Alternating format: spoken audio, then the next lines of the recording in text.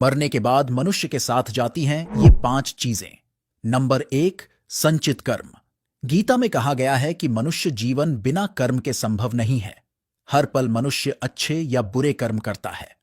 मृत्यु समीप आने पर व्यक्ति के कर्मों द्वारा ही तय होता है कि उसे परलोक में सुख मिलेगा या दुख। इन्हीं के परिणाम से अगले जन्म में अच्छा या बुरा फल प्राप्त होता है। कर्म 7 जन्मों तक व्यक्ति का पीछा नहीं छोड़ते हैं। इसका एक उदाहरण महाभारत में भी मौजूद है। बाणों की शैया पर लेटे हुए भीष्म ने भगवान कृष्ण से पूछा कि मुझे ऐसी मृत्यु क्यों मिली? तो भगवान श्री कृष्ण ने उन्हें 7 जन्म पहले की घटना याद दिलाई कि 7 जन्म पहले भीष्म ने एक अधमरे सांप को उठाकर नागफनी के कांटों पर फेंक दिया था। अतः कर्म मनुष्य का कभी पीछा नहीं छोड़ते। नंबर 2, पुण्य। आपने अक्सर घर के बड़ों से सुना होगा कि दान और परोपकार कभी खाली नहीं जाता। इसका जिक्र शास्त्रों में भी किया गया है। जीवन में अगर कोई अपरिचित व्यक्ति बुरे समय में आपकी मदद करता है तो इसका अर्थ है कि वह पिछले जन्म में आपके द्वारा किए गए दान और परोपकार को चुका रहा है। इसलिए दान और पुण्य करते रहना चाहिए। ये व्यक्ति की मृत्यु के बाद भी उसके साथ जाते हैं। नंबर 3, कामना और वासना। ग्रंथों के अनुसार अगर किसी चीज को पाने की चाह रखते हैं और वह चीज व्यक्ति को न मिले तो मृत्यु के बाद भी उस चीज की वासना उसका पीछा नहीं छोड़ती। सांसारिक सुखों की चाहत रखना भी वासना ही है। वासना को लेकर विष्णु पुराण में एक कथा भी मौजूद है कि राजा भरत को अपने हिरण के बच्चे से बहुत प्यार था। उसी के बारे में सोचते हुए उसने प्राण त्याग दिए। अगले जन्म में राजा को खुद हिरण रूप में जन्म लेना पड़ा।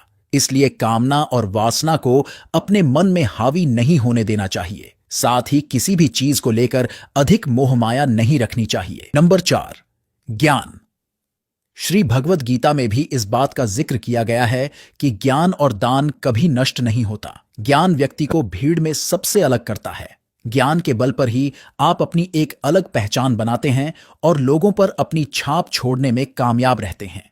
इसलिए अपनी मृत्यु से पहले आप जितना ज्ञान अर्जित करेंगे वह मृत्यु के बाद और अगले जन्म में भी आपके काम आता है। दरअसल धार्मिक ग्रंथों के अनुसार जीवित रहते व्यक्ति जो ज्ञान अर्जित करता है वह ज्ञान मृत्यु के बाद भी उसके साथ जाता है।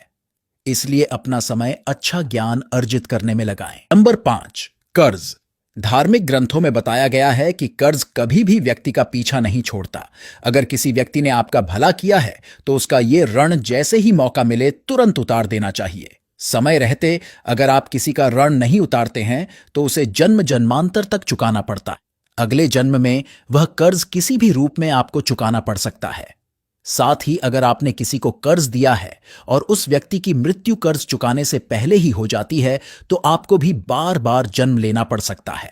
इसलिए ऐसे व्यक्ति का कर्ज उसकी मृत्यु के साथ ही माफ कर देना आपके लिए उचित रहेगा।